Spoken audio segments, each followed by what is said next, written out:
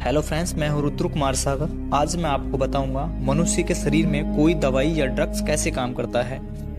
तो किसी भी दवाई को मनुष्य शरीर में काम करने के लिए उसे 4 चरणों से गुजरना होता है। तो प्रथम चरण है अवशोषण, एब्जॉर्प्शन। उदाहरण के लिए हम एक एस्पिरिन की टैबलेट को लेते हैं। जब कोई मनुष्य एस्पिरिन की टैबलेट को लेता है तो वह दवाई मनुष्य की आहार नाल में होते हुए उसके आमाशय में पहुंचती है।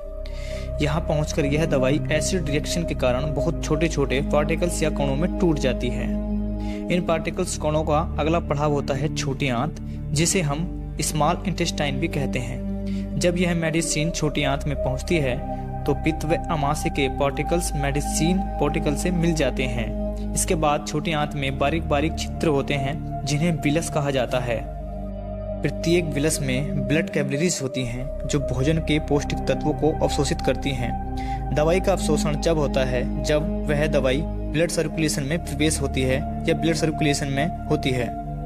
इसी तरह ब्लड कैपिलरीज इस मेडिसिन को पूरे ब्लड सर्कुलेशन में फैला देती है। अब यह मेडिसिन द्वितीय चरण में प्रवेश करती है। द्वितीय चरण वितरण, डिस्ट्रीब्यूशन के नाम से भी जाना जाता है।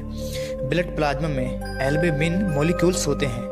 यह मॉलिक्यूल्स दवाई को फिल्टर करके जो भी मॉलिक्यूल्स एस्पिरिन में वेस्ट होते हैं उन्हें लीवर बाहर निकाल देता है। इसी प्रकार अब यह तृतीय चरण में प्रवेश करती है, मेटाबॉलिज्म।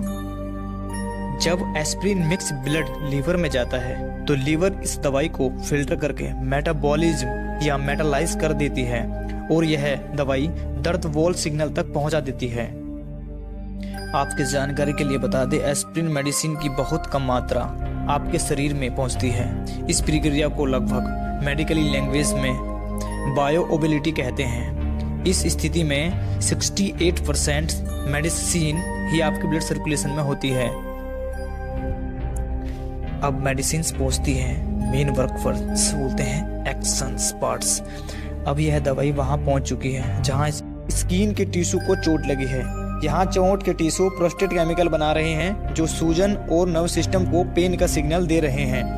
अब एस्पिरिन के मॉलिक्यूल्स प्रोस्टेट को बनने से रोकेगा और पेन सिग्नल को ब्लॉक कर देगा। इस प्रकार से एस्पिरिन ह्यूमन बॉडी में कार्य करती है। अब यह क्रिया जब तक चलती रहेगी जब तक यह मेडिसिन के मॉलिक्यूल्स ह्यूमन बॉडी के सर्कुलेशन में रहेगा और जब तक इसे किडनी फिल्टराइज नहीं करती है या मैच्योरेशन नहीं करती है तब तक इसकी रिएक्शन चलती रहेगी।